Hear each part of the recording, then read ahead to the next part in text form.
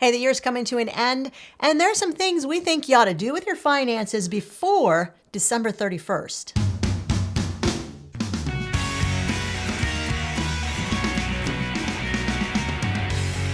Hi, I'm Hope. And I'm Larry. From Under the Median.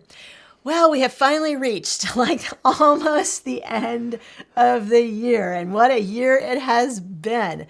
Now, every year in December, there are specific things that Larry and I do with our finances, and these things we're going to share with you sort of set you up for success during the next calendar year. But there are some things that if you'll do them in December, it will make your job in January a whole lot easier. Mm-hmm. Hey, before we roll into these tips, we're going to give a shout out to the sponsor for today's program, Creekmur Wealth Advisors. John and the team over there have been our personal financial planners for 8 years. And well, we're kind of just a part of the family now by this point. That's the thing about John. John really gets to know you and understands what you want to do with your money. And he takes a vested interest in your life. So if you have any questions for John, he'd love to field your questions, help you with financial planning, retirement, investments. You got to live in the 50 United States, guys, but there's a link to Creekmur Wealth Advisors in the description of the video. Yes, and he comes personally recommended from both of us. There are 3 things that you're going to need to do this exercise with us. We're going to give you just a sec to go and grab those things. You're going to need to have pencil, paper, and a 2022 calendar. So the calendar for the next year. Now, if you don't have a calendar, just go online and Google free downloadable calendar. And there are lots of places online where you can download one and then print it off for free. You can also go ahead and use the calendar app on your phone for this. That's perfectly fine if that's how you track all of your appointments, or if you have a calendar app on your computer. That's how I track pretty much everything in my life these days, in order to make sure that I don't forget anything. So we're going to tell you as we go through why you're going to need that for each of these steps and how you're going to use it.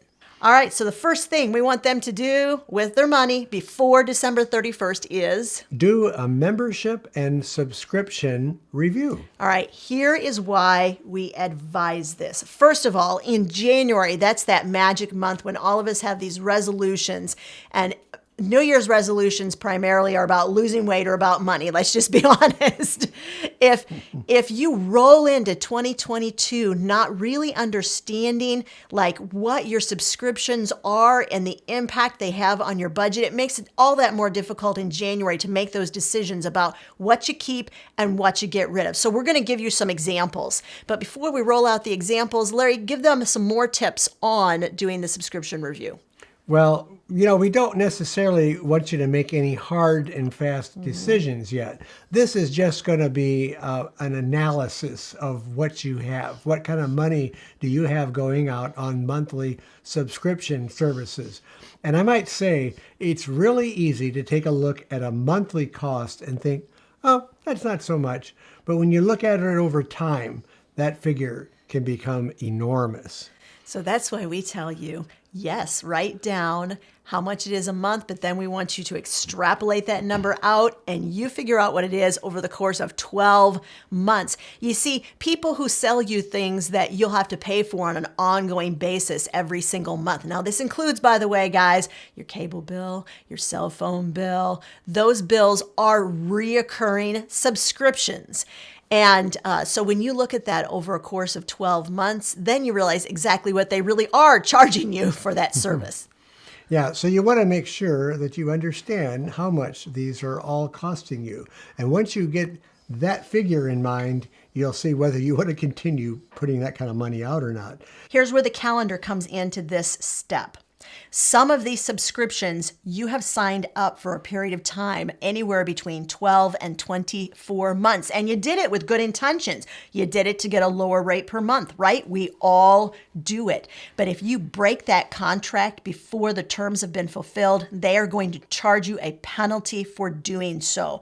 So this is where the calendar comes in. You're going to go into that calendar and you're going to find out exactly when each of these contracts is up, and you're going to make a notation 1 month before that contract is over, and make sure that you are contacting whoever your contract is with and finding out What will happen when you renew the contract? Will your rates stay the same? Will they go up? Can you go month to month? And you might want to go ahead and contact them now if you want to see what that penalty will be. You have to do the math to figure out whether it's worth it to just break the contract now, pay the penalty, and go on with life, that eventually you will save more money more quickly doing that, or whether you want to wait it out until the end of the contract and then change it. But you only get a certain number of days when that contract ends to either roll it over, drop it, or change it. One of the things that you want to take into consideration while you're looking at all your subscriptions is how much are you truly using them? Now, if you're using them, you're getting the good out of them, you're getting a good service, and it's worth it, then I would say continue on with them. That's fine. I mean, we all have to have some things to enjoy. If you're using your Amazon Prime account, you're watching the shows off TV, you're doing a lot of ordering off of Amazon, so you're getting the advantage of the free shipping, then yeah, do it. But you need to take an assessment, and now is a good time to take a look at these things. I'll tell you, a friend of mine told me that when Amazon Prime was golden for her was when she had I think 2 or 3 girls in college all at once, scattered around the United States going to different universities. And your Amazon Prime account, you can order, your college student can order off of your account and have stuff sent directly to them at the college.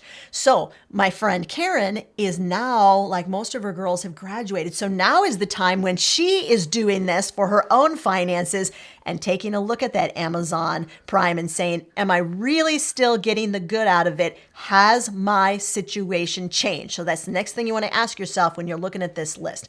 Now, as always, when you create a list, we want it to be prioritized. Yes, that's like my favorite word in the world. What does that mean? It means the things that are most important to you go toward the top. I'm going to guess, for most of us, our cell phone is just going to be in number 1 position. We want a cell phone service, right? So that's going to be up there toward the top. But there are some items that you think, I don't know, I might consider cutting back on that or doing away with it. Now, once again, we're not asking you to make that decision right now, but we are asking you before December 31st to go ahead and make a prioritized list in which you have them listed. And the top ones at the top, most important, ones toward the bottom, not quite as important to you. Now, we are actually going to tell you what to do with this list, and we're going to do that in January. In January, this channel is going to be all about financial goal planning and setting up your budget for 2022. So if that's something you're interested in learning more about, make sure that you're subscribed and you hit the bell notification button. Mm-hmm. So what are we talking about? Let's give some examples here. We're looking at your magazine subscriptions, newspapers, memberships, cable, internet, phone, gym, meal plans, meal kits, and craft kits for the kids. Now, that's just a sampling, guys. We all know that there are lots and lots of monthly subscriptions that you can sign up for. And once again, you will never, ever hear us say to you, well, you should not be spending your money on that, because you know what? It's not our money. It's your money. So only you know what is most important to you. And as long as that item is covered in your budget, and you feel like it's a good value and it's bringing things to you that give you joy every month, then yes, plan for it, budget for it, spend the money on it. But above all, know exactly what it is costing you. Here's an example of exactly what we're talking about. I created a worksheet that shows you exactly what you need to take a look at. Yeah, this will help you kind of work out the total amount of money that these are actually costing you. Now, you see the first one, we have a cell phone plan, $45 a month. That's what I actually pay. Yeah, that's a really cheap plan. But over a year, that is costing Hope $540 just to have the phone service. That's quite a bit of money, but are you getting a good out of that? Yes, but here's the thing. We always do what we tell you to do. If we tell you to do something, we're actually doing it as well. We're not giving you all this advice and we're not following our own advice. And when I actually multiplied it by 12 and had to type in that answer, I went, well, that's a lot of money for a cell phone. So there you go. Yeah, it is. Internet, $50. But then that works out, and you multiply that by 12 to $600 a year. Cable television, this is a premium package with Disney, $80. Now that comes out to just under $1,000 a year. Can you imagine? $960. Now, we've been real open on the channel about the fact that we have never, ever had cable in our entire married life. So I actually had to do some research to tell you guys what an average cable bill would be. And although you can have much less expensive cable packages, this was the price of the middle package. So tell us in the comments, do you have cable, and is this consistent with what you are paying for your cable bill? Amazon Prime, we mentioned that just a couple of minutes ago. Netflix, we have yes, we do. Family plan, it went up a little bit last year. That's the other thing this will show you guys, how much these plans went up over the last 12 months. It's $19 now if you want the family plan for Netflix, that you can have like 4 or 5 people watching all at once. Or $228 a year. Worth it. Just saying. Okay, and I put this in here because I didn't know if any of you had meal plans that you had sent to you every single week. But I actually did some research. I've never looked into this before in my life. So HelloFresh is one of those fresh food companies. They package all the items to make meals, send it to you every week. I was really surprised at what they cost. So they're close to $100 per week. You're talking $400 a month, unless I misread something. If I did, tell me in the comment section. That's $4,800 a year to have your food delivered to you. So if you were subscribed to all of these services, you would be paying... Can I do my drum roll? Drum roll. Thank you. $7,248 a year. And that, my friends, is why we tell you to do the math. Let's roll right into the second thing that we would love to have you do with your finances before December 31st. The next thing we would recommend for you to do is check your health savings accounts. Now, we happen to have a health savings account through our insurance, through our health insurance, and that changes yearly. Now, we had a lot more kids on it at one time, which meant that we had to have a little bit more money in it. And now we don't have as many working off of it, so we've adjusted it accordingly. And then I had a health issue about 3 years ago, and we had to adjust it for that. So we would recommend take a look at that real closely. Now's a good time to do it. See if you're really utilizing it. Do you need all that money going into it? Now, the nice thing about at least a health savings account is it's like a savings account. Once you put that money in, you're going to be able to use that later on, even after you retire. So it is worth having some extra money in that account. When you look at your health savings account, you need to know your contribution limitations. You can only legally put a certain amount in there. Now, for those of you who are not in the United States, tell us in the comments section, do you have anything like this where you can set pre-tax money aside to pay for medical expenses later on? There are actually 3 types of health savings accounts in the United States. One that we have for high deductible insurance people. And then the second kind, you actually have to estimate in January how much you're going to spend on health expenses over the next 12 months. And if you don't use the account up before December 31st, you lose that money. So that's why we're telling you, look at it now. And if you've got some extra money in there and that's the kind of account that you have, you want to make sure that you go ahead and use it up. Another item that you want to take a close look at is your car and home insurance. Now, car insurance, of course, can be very expensive, but your needs change over the years. Mm-hmm. Maybe you bought that car fairly new and you took out full coverage on it, but now the car's maybe 8 years, 9 years old. It's not worth as much. You can afford to make some repairs on it if necessary. If it's in an accident, a minor accident, you may not want to be taking out that full coverage because that does cost a lot of money. So you want to reevaluate that. Do we really need it? Now, we have made changes to ours from time to time, depending on the needs. The same is true of your house. You need to make sure that your house is evaluated to the correct market value and that you have enough insurance to cover that in case of a loss. Now, the other thing you want to make sure when you are getting estimates on house and car insurance or renter's insurance, if you rent, you got to have renter's renter's insurance if you rent, guys.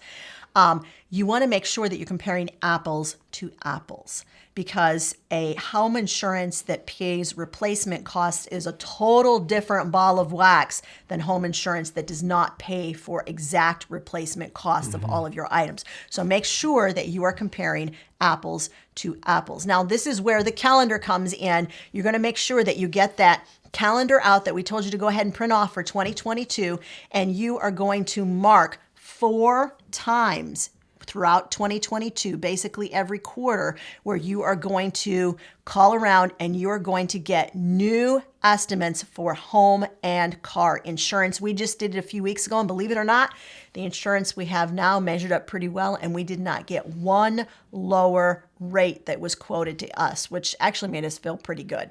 But it did bring up some questions that we need to ask our insurance agent about exactly what is covered and what is not. So guys, this is a super duper good idea. And it kind of falls in line with, you want to be making your money go as far as you can. We work really hard for what we make. So if you have the best coverage for the best cost, then you can have peace of mind knowing that your money is working for you. You're getting the best value out of all of that work that you put into earning it. Okay, the next major point is max out your retirement savings. And boy, do we wish we had done this much earlier in our lives. It would have been better at this end where we're about ready to pull the trigger on retirement. Now, even if you're in a position where you're much younger than we are and you're thinking, you know what, I got 4 kids at home and my life is like trying to stretch one penny to the next, and I just don't think there's going to be any extra money left to put into that retirement fund. Here is our advice, and here's how we handled that. We figured out within the framework of our monthly budget how much we knew we could afford to put into retirement. And then we systematized it so we never saw the money. It went right into that retirement account every single month. At the end of the year, this is that magic time where you're going to look and say, do we have any extra money available that we just simply did not spend during this 12-month calendar year? And is it a good idea to go ahead and stick some of that extra money into retirement, or is there another goal that really deserves to have that money put toward it? So that's why we tell you, look at the limitations on your retirement accounts and how much you can fund it, because there are limitations. You can only put so much in them per calendar year, and make that decision as to whether you're going to go ahead and take some of your extra money and put it toward that. But it's always a good idea to do that in December and not January. And I might mention that our financial advisor, John Creekmur, is the one that helped get us all set up on all of these different funds that come out right out of my paycheck. They come right from there, go directly into account. We never see it and we never miss it. I will say John has been responsible for us learning some of the strategies that we are sharing with you today. He sat us down. He had just a Finances 101 with us and said, here's what you want to think about. Let us think about it. And then most importantly, he checked back with us and said, okay, so where are we at? Yeah, very good thing to do. Next thing you want to do with your finances before December 31st is figure out your net worth. Now that means adding up everything you have in savings, what you have in your home, your equity that you have in your home. Maybe you might even want to consider items that you have in your house. You want to look at all your savings accounts. Add all of that up. That is your net worth. Now, technically what you're going to do, your net worth is the difference between what you own and what you owe. In financial terms, it is the difference between our assets minus our liabilities. And because we wanted you guys to see exactly what we were talking about, we made a worksheet for you, and we're going to give you just an example. These are not our financial numbers, guys. These are just some arbitrary financial numbers that we put on this form to show you exactly what it looks like when you figure your net worth.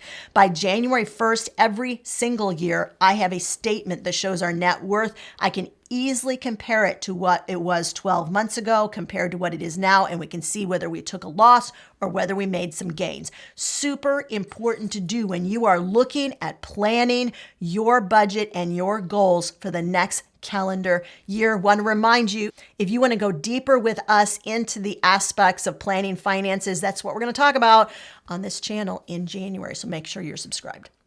Okay, now we're going to look at the net worth calculator. Now, this is just a hypothetical list of possible assets and liabilities. So let's take a look at the assets first. This person has a home that has a value of $225,000. They have a savings account worth $10,000.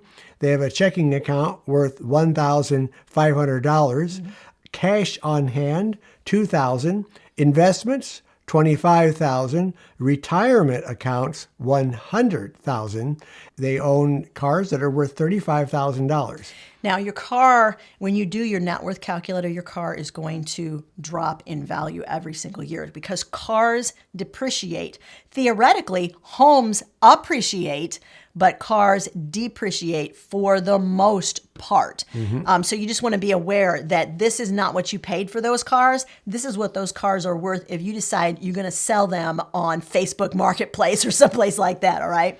Liabilities. This theoretical person, what do they owe? On their $225,000 home, they owe $79,000 on it. Not bad. So apparently they made a pretty good down payment, or they're well underway to paying that off. On credit card number one, they have a balance of $8,000. Woo, that just makes my heart skip. Now, I have to say, so in the United States of America, the average amount, I believe, of rotating credit card debt is somewhere around $8,000. Wow. Yeah, in the United States. So I tried to be like realistic with these. Credit card number two, $1,500. Personal loans, $45,000. Student loans, $25,000. So these theoretical people decided that they were going to do some home improvements. They took out a HELOC, that's a home equity line of credit on their home. Traditionally low interest rate, but it does put more of a loan on your home. So they took out a $30,000 HELOC to pay for those improvements. Okay. And then car loans, they owe $20,000 on their cars that are valued at $35,000. Now, why did I take my time to type up this sheet, this worksheet that shows you a theoretical person and what their net worth is? For one specific reason. I wanted to show you the difference that debt makes on your net worth.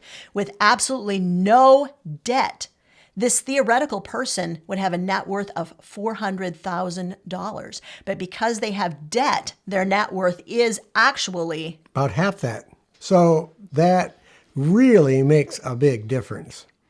That's why we suggest the first thing you need to do if you're working on a budget, get yourself out of debt. Now, once again, we're going to delve deeply into some of these topics in January on this channel. So what we'd love to have you do, guys, leave questions for us in the comment section of this video. Tell us what questions you would have for us about how to plan a budget, how to plan your goals, how to get out of debt. We would love to know what you would love to see us cover on those videos. Now, a reminder, we are not financial planners, so that's not our area of expertise. In fact, we do have a financial planner, and he sponsored this video, guys. A shout out one more time to the sponsor for the video, Creekmur Wealth Advisors. There's a link so you can contact John. It's in the description of the video. And I got to say, if you want to get yourself ahead, get a financial advisor to look over your material and help advise you. All right. They're trained in that. All right, let us know, guys. What do you want to know from us in January about finances?